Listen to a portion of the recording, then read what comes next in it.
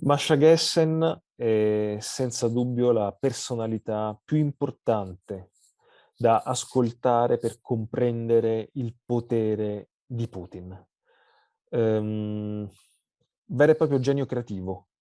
Il suo libro più importante su Putin si intitola Putin, l'uomo senza volto. È una biografia non autorizzata, scritta con uno stile incredibile, non-fiction novel. La non-fiction novel di Masha Gessen è rigorosissima e permette una leggibilità rara. Il suo ultimo libro, Dove gli ebrei non ci sono, edito dall'Argentina, è una storia bizzarra e incredibile del tentativo in Birobizan di costruire uno stato di ebrei. Poi Stalin cambiò idea e finì tutto male.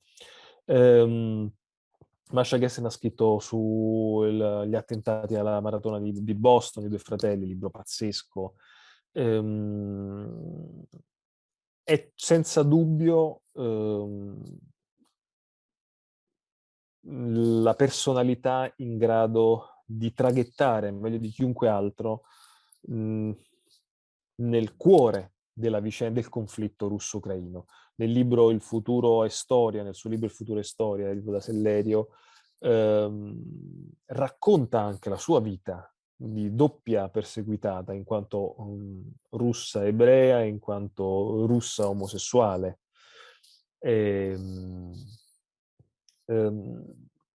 Poter chiedere a lei significa davvero affrontare le macro questioni. La destra europea, sostenuta da Putin, finanziata da Putin, che ha visto in Putin l'uomo antisistema contro il sistema liberale, capitalistico contemporaneo, eppure Putin utilizza il termine neonazi quando deve entrare, o nazisti direttamente, quando deve giustificare l'entrata, l'invasione dell'Ucraina. Ma come? L'estrema destra europea e americana lo considera un riferimento, lui finanzia la destra populista europea e americana e poi attacca l'Ucraina come forza di destra. Chiederò perché? Perché, le chiederò, continua a esserci la lettura di una NATO responsabile di questa invasione, come se l'avesse provocata, perché esistono persone affascinate da un uomo che ha avvelenato e ucciso oppositori, ha perseguitato minoranze. Com'è possibile che gli stessi che non sopportano le democrazie perché le considerano ipocrite e contraddittorie, poi credano di vedere in un dittatore la possibile soluzione alle contraddizioni della democrazia? E poi le chiederò appunto quali i possibili scenari di questa guerra. Insomma, incontrare Masha Gessen credo che sia davvero un'opportunità. Iniziamo l'intervista. Grazie Masha per questa intervista. Per me è una cosa davvero molto preziosa. Grazie per il tuo tempo. Qui c'è l'ultimo libro, The Last Book in Italian, Dove gli ebrei non ci sono, Giuntina, Your Last Book. E inizierei con la prima domanda, se per te è ok. Thank you for doing this. Volevo chiederti, come si è arrivati a tutto questo? Come si è arrivati a questa guerra? Se è possibile sintetizzarlo, secondo te, come dire, in un lampo? Well, I mean, we didn't get to this, right? It is the actions really of one man, right? And so I think I would probably be more comfortable trying to trace the thinking and the politics that have led Putin to start the war, right? So he clearly has a politics of nostalgia, a politics of the past. And there are a couple of things about Ukraine that make him focus on Ukraine. One is, and this is, I think this is the most important thing, that the very existence of Ukraine in the way that it has developed over the last 30 years, but in particular over the last 18 years, right, since the Orange Revolution, has been an affront to Putinism. Ukraine, incredibly, and unlike so many other post-Soviet republics, it has not backslid into totalitarianism or authoritarianism, but instead has remained in a transitional state of self-invention. Yes, it's been in the process of self-invention, and it has culturally become more and more distinct from Russia. And I don't mean by that linguistics, I don't mean by that the cultural baggage, which is what Putin understands culture to be, right? I mean a developing, living culture. I mean what young people talk about, the way they think, right? The way they're educated. It is a really, really different country. And so, you know, it has also had moments, and now, of course, this is not a surprise. We know, the whole world knows this, but this is something that I was talking about a couple of months ago. And when I talked about it a couple of months ago, people would be really surprised. And I would say, you know, that Ukraine has had moments of extraordinary cultural cohesion, social cohesion, right? In particular, both of its revolutions, the Orange Revolution and the Revolution of Dignity, the Revolution of Dignity to a greater extent, right? It was 3 months when people stayed in the square over the winter, I mean, in this brutal cold, and didn't go away when they were attacked. In fact, more people came when young people in the square were attacked. Their mothers came.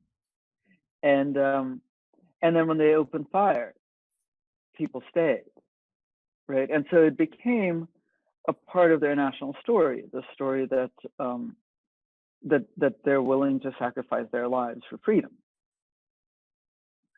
And then another experience of extraordinary cohesion was after the 2014 invasion, the occupation of Crimea and the invasion of eastern Ukraine, when, you know, the Ukrainian military basically fell apart in the first days of the war. It was not prepared for anything like this, or probably for anything at all. But people, you know, young people took up arms, but also the entire country organized to help displace people, to buy supplies, to ship supplies. And this lasted for years, right? For like, until basically the state got itself together, society stepped in. And so Ukrainians know themselves to be one nation, and to be able to take care of one another, to be an interdependent nation, and a nation that is willing to sacrifice for freedom, right? These are all things that we're now learning about Ukraine as we watch the war. But they knew this before. And in some way, not consciously, but I think Putin knew this. And this is where we get to the really interesting part, which is that what that means about Ukraine is that history is not destiny, right? That you can have a country that had all the same experiences as Russia, of 70 years of totalitarianism, of Stalinist terror, of more than 3 million people dying in a man-made famine during Stalinist terror. That was the beginning of terror in Ukraine, was Holodomor. Of World War II.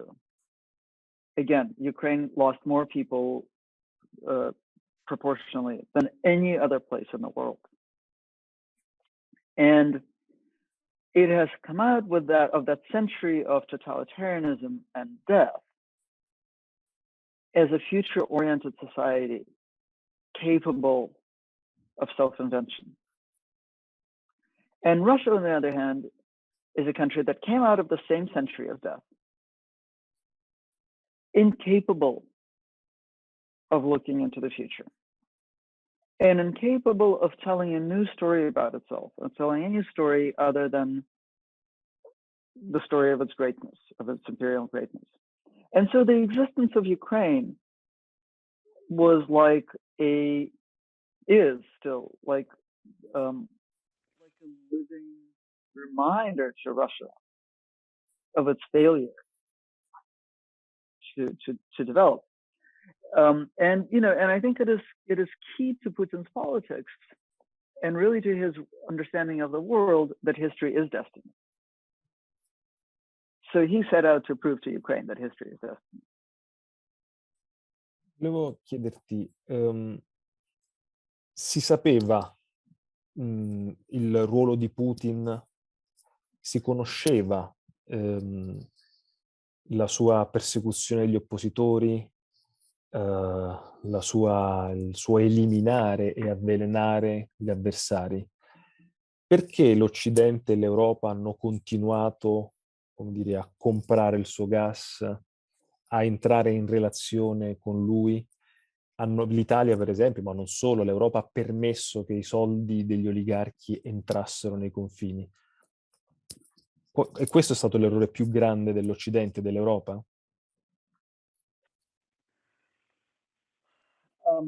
I don't know if it was the mistake that got us to this point, but I think it is moral failure. You didn't need Putin to start the war in Ukraine, or this war in Ukraine, to know everything that you needed to know about him. Years ago, right? My book about Putin is 10 years old. And by that point, this was before the first war in Ukraine, but it was after the war in Georgia. And it was after we were able to document that several of his opponents had been killed, including by what appeared to be poisoning with chemical weapons grade poisons. At the time, I was working alone. Nobody else was investigating this, so I didn't have the ability to document that it was what the poison was, or it took Navalny for us to be able to finally say that's what the poison was. But by that point, he had already killed Alexander Litvinenko with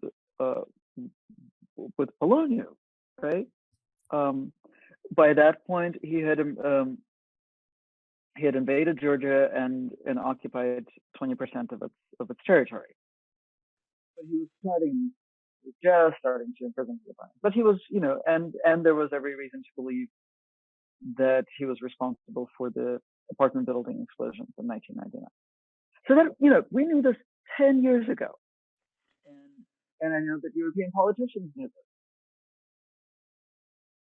The UK certainly knew it. Alexander Litvinenko died in London. And yet the UK continued to allow wealthy Russians to use its financial system and its real estate system to grow their wealth. Germany had every opportunity to know it. And not only did Germany not do anything about its dependence on Russian gas, but it continued to insist on building Nord Stream 2. But, rather than talk about historical moral failures, let's talk about current moral failures. The West has been congratulating itself on its own solidarity and its willingness to impose absolutely crushing sanctions on Russia. These sanctions, yes, they cause a lot of inconvenience to the Russian billionaires, and I'm very happy to see that. They will have to spend hundreds of millions of their money in order to secure the remaining billions. But the biggest impact of sanctions is on the poor. The poorer people are, the more they suffer from these sanctions.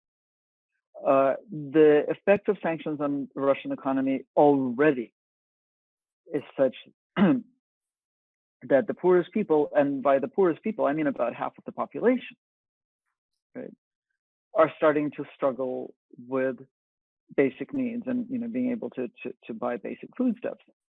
And Europe still has not stopped using Russian gas and oil. And that message is, you know, yes, they stopped the building of Nord Stream 2, but they're still using Nord Stream 1, and they're still using gas that is coming in through Turkey, and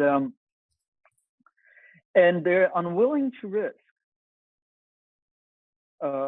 hardship for Europeans, and by that they mean they're unwilling to see gas fuel prices rise significantly in Europe because that will endanger their electoral prospects.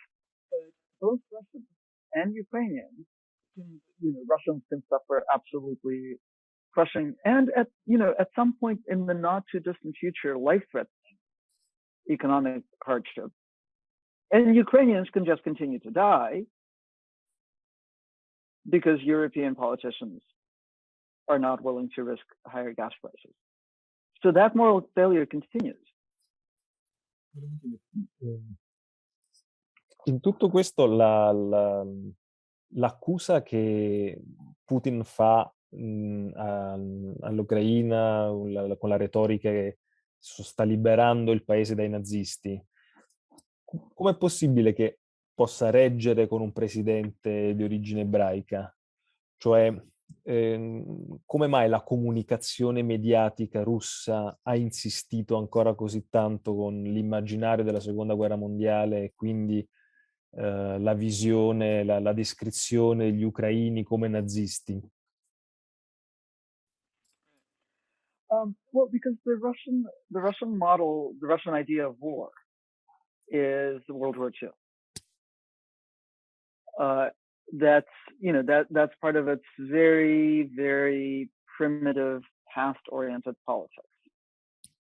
The entire Russian identity at this point is built around World War II, or what Russians call the Great Patriotic War. And the Great Patriotic War is from 1941 till 1945. It's not from 1939 or 1938 or other dates that we could use. Is from 1941 when the Soviet alliance with Nazi Germany, broke and Hitler invaded the Soviet Union. And World War II, or the Great Patriotic War, serves for contemporary Russia to justify everything, right? It justifies Stalinist terror, which came before the war. It justifies its domination over half of Europe, which came after the war. And so it justifies their continued claim over any European country that they choose. In order to fight a war, Russia has to fight World War II. And in World War II, it fought against the Nazis.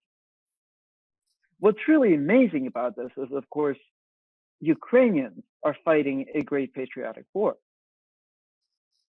Right? So the Russians are running around acting like Nazis, committing genocide. The Russians claim, Putin's claim, that there is no such thing as the Ukrainian nation is a genocidal claim, right? They're writing the letter Z, which is their new swastika, all over the place, including, on the apartment doors of opponents of the war inside Russia. I mean, they're literally acting out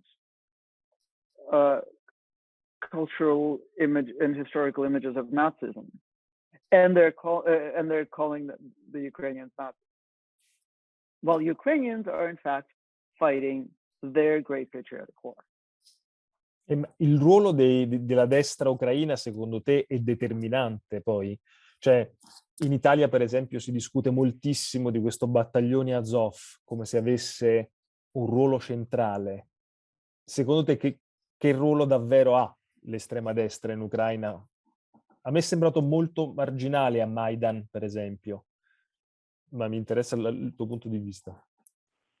Well, I mean, Ukraine has a couple of far-right parties, one of which is not at all represented in parliament, and one I believe has one seat.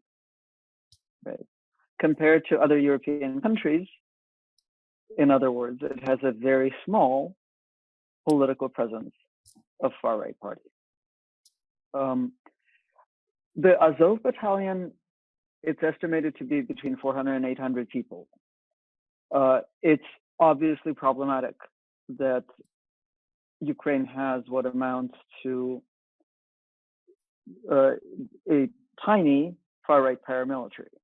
Again, not unique among European countries, and certainly not unique in a country, or not surprising, in a country that has been at war, a shooting war, for the last 8 years.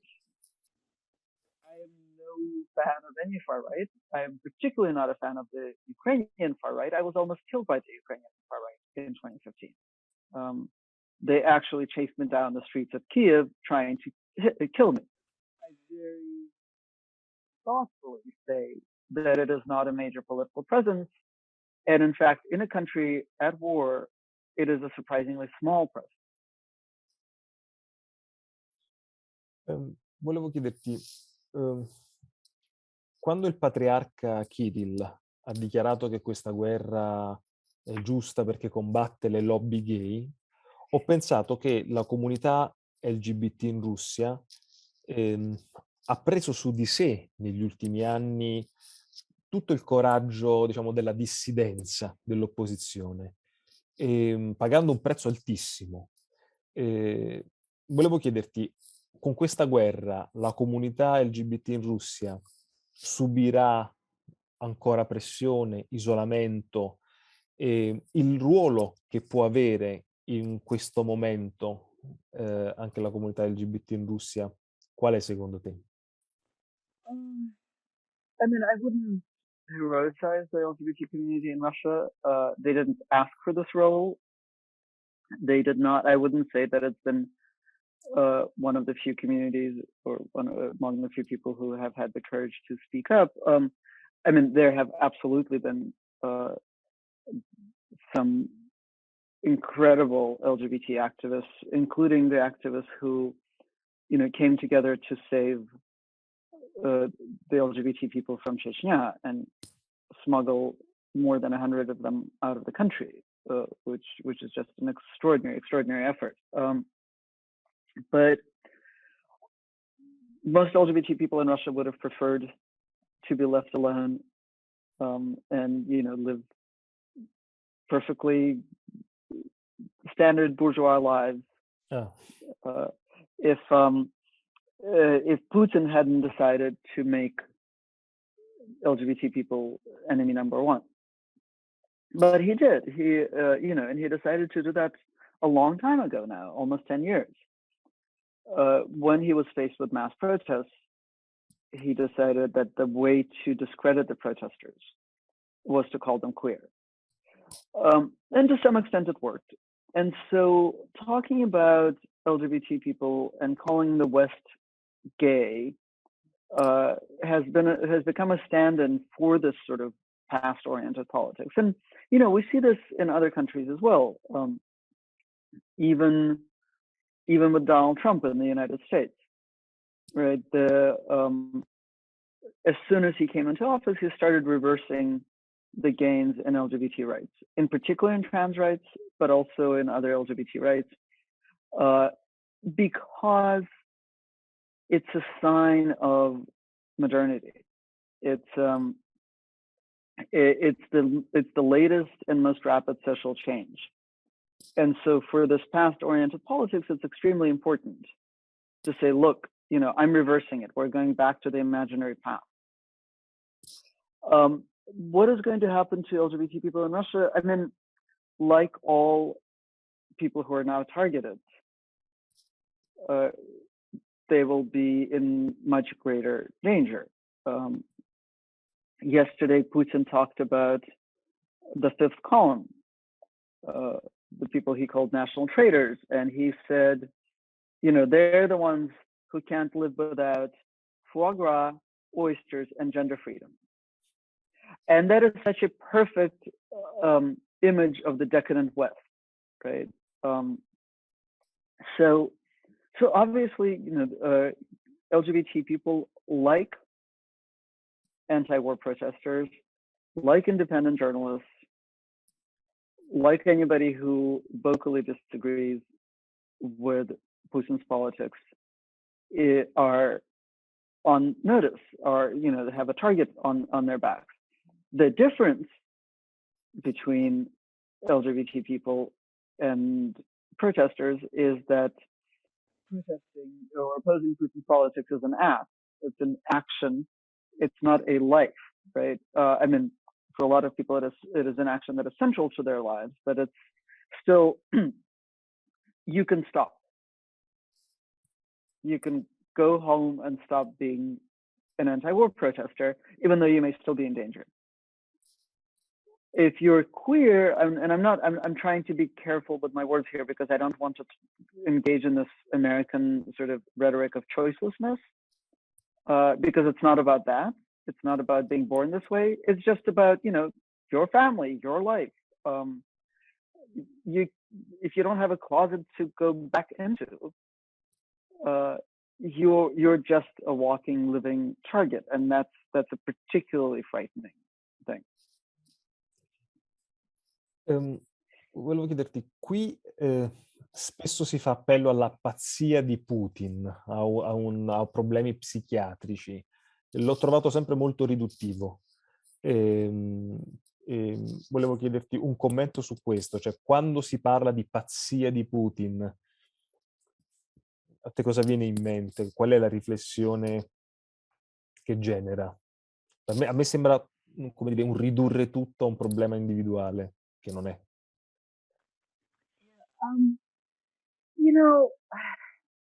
I'm a little bit weary of this of talk about Putin's craziness. Although it depends on who is talking. Like a lot of my friends in Russia have talked recently a lot about his being crazy. They had never done that before. And I think that part of the reason that they're talking about it now is because their worldview had depended on his being sane. They assumed that he had material interests, and that he's evidently greedy and power hungry, and they had assumed that he would act in a way that he wouldn't act in a way that would endanger his wealth and his and the stability of his power structure. And so now that he has acted in ways that certainly have endangered his wealth and have possibly destabilized his regime, they call him crazy. But nothing has changed. He has, in terms of who he is, and even what he said. And in a way, even nothing has changed in what he does. The war in Ukraine is 8 years old. The tactics or the strategy even of turning a country into scorched earth is also not new. Right? I worked on both wars in Chechnya. They look just like this. They bombed schools. They bombed hospitals. They stationed their artillery outside residential quarters and just kept shelling them until there was nothing left. In a way, it's not even interesting to me to read the reports from the ground in Ukraine, because I know what the next paragraph is going to say.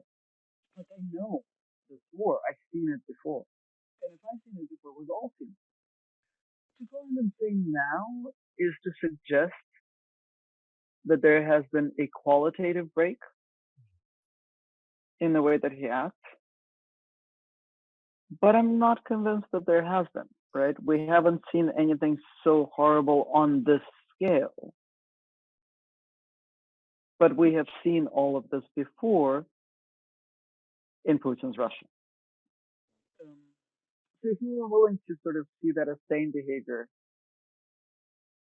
before, and we're seeing it as insane behavior now, I think this is inconsistent. I think a lot of the time when people say that he is, when Russians say that he's insane, they're trying to say, this is unthinkable, this is something I cannot wrap my mind around.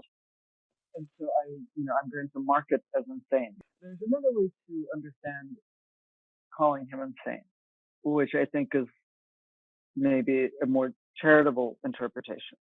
When we say that somebody is crazy, we say that they're acting in a way that doesn't conform to society as it's currently constituted. The people that historically societies have called insane wouldn't be insane now. And people that, who were called insane in the Soviet Union were perfectly sane in other parts of the world. So when Westerners call Putin insane, they're saying perhaps something very obvious, which is that he doesn't act in a way in which the contemporary Western world is constituted, and that's true. But he's consciously refusing to. He's saying, I reject that entire structure. Okay. I'm not convinced that he's acting in a way that is unacceptable to the way that Russian society is currently constituted. Le due ultime questioni. Una è come spiegare la fascinazione che una grossa parte dell'opinione pubblica di destra europea ha verso Putin. In realtà è anche più di una fascinazione, perché lui ha finanziato e sostenuto la destra di Le Pen in Francia, Salvini in Italia, Berlusconi è stato un leader che ha continuamente, sponsorizzato Putin e la sua figura in Italia. Perché, secondo te, c'è stata questa alleanza tra destra europea, destra populista e Putin, e perché molti europei identificano in Putin, una figura antisistema?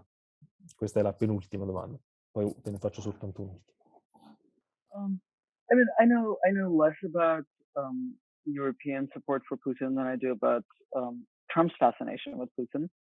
But I'm going to venture a guess that they're the same in nature, which is it's a kind of coalition of past-oriented politicians. 5 years ago, 6 years ago, I was in Tbilisi. Yeah, 6 years ago. I was in Tbilisi for this weird gathering called the World Congress of Families, originally Russian-American organization that brings together all these politicians and activists from all over the world to fight for what they think of as traditional values. I went because there were two sort of dominant schools of thought about how this organization worked. So there were these American activists who thought, oh, the American evangelical right, which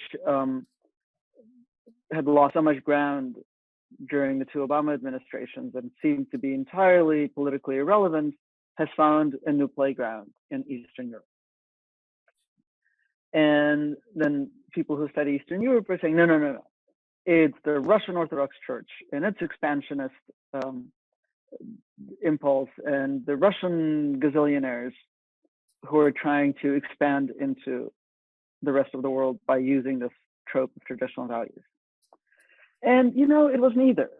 It was that there was a genuine meeting of the minds and hearts, and a genuine political coalition of people who want to go back to an imaginary past, who feel They're united in feeling besieged, in feeling like they're about to be driven to extinction. They're united in a profound fear of the future, which of course, the fear of the future is what fuels past-oriented.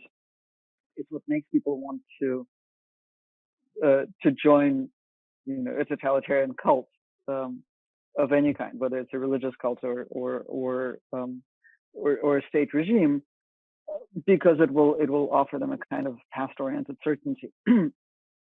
So I think that's the nature of the phenomenon.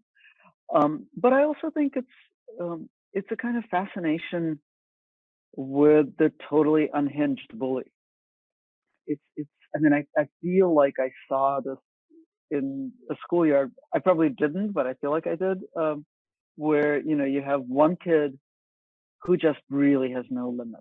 You're in the classroom and he will stand up and like throw something at the teacher. And you just think that's so awesome.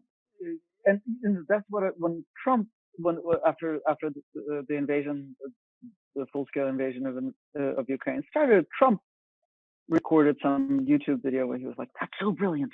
That's so amazing. Isn't it? He's a genius." And it was that kind of reaction, like, that's so crazy. I am fascinated with it. I can't, I can't stop looking at it and expressing my admiration for it. Grazie.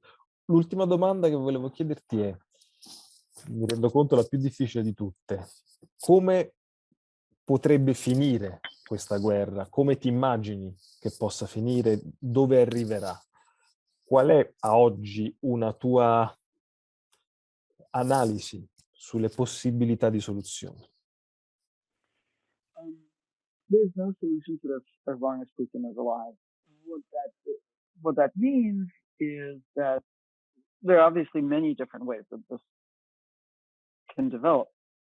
The best possible scenario, that I don't think is terribly likely, but it is the best possible scenario, is that there is a negotiated peace at some point in the next few weeks. And what that negotiated peace would look like would be Russia occupying a large chunk of Ukraine, Ukraine guaranteeing that it will maintain neutrality, it will not join NATO or the European Union. I don't think Ukraine would agree to demilitarize entirely. Ukraine gets to keep a military, but a truncated one, and maintain neutrality. And Russia gets to keep like a third of Ukraine, including Kharkiv and Mariupol and Kherson. And then what that is a ticking time bomb for two reasons. One is that there's going to be an insurgency inside that Russian occupied territory. So death and terror is going to continue there, in addition to the terror that's going to be in Russia. The other is that Putin's ambition is not to occupy part of Ukraine. Putin's ambition is to obliterate Ukraine. And so it will, even if it's a negotiated peace, it will in effect be a ceasefire until Putin attacks again. And that's the best possible scenario. And then, the worst possible scenario is nuclear war.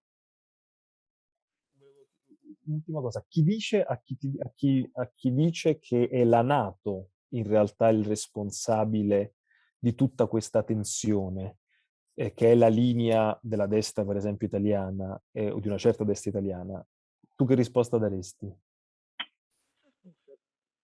It's just like, it's Kremlin propaganda, and I feel like any way of engaging with it is just amplifying it. to internal Russian politics and to Putin's thinking, there is an important event, which is Kosovo, right? The air war over Kosovo, which is actually completely distinct from any idea of NATO expansion. Kosovo is not a NATO member. It was, I mean, yes, it was a NATO campaign, but it was a US-led campaign. And I think it played an important role in creating a story that would allow Putin to do what he is doing, and also in creating a kind of politics of resentment, and where the United States demonstrated that international law was for the weak, and it would just ignore it. It played an important role in the creation of Putinism and sort of this desire for war. I'm really hesitant to draw a stronger connection between the Kosovo era war and this absolutely horrific thing that we're observing. And anything else that has to do with NATO expansion is just bullshit.